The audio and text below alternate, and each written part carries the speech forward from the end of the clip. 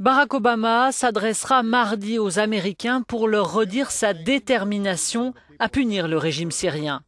Car à la suite de ce G20 et malgré le manque de soutien de la communauté internationale, le président américain campe sur ses positions. Plus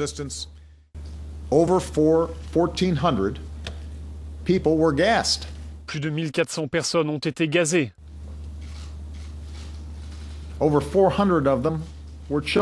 Plus de 400 étaient des enfants.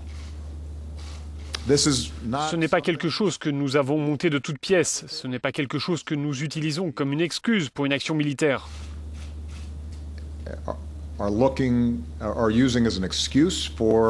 Comme je l'ai dit hier soir, j'ai été élu pour terminer les guerres, pas pour les commencer. 11 pays du G20 ont reconnu la responsabilité de Assad dans l'attaque chimique, appelant à une réponse internationale forte contre Damas. L'un des rares soutiens de Washington et le plus fort, c'est François Hollande, qui attendra désormais le rapport de l'ONU avant de s'engager.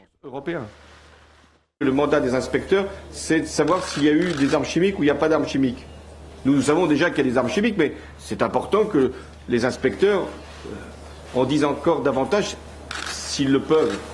Selon un sondage publié dans le Figaro, 68% des Français sont contre la participation de leur pays à d'éventuelles frappes en Syrie.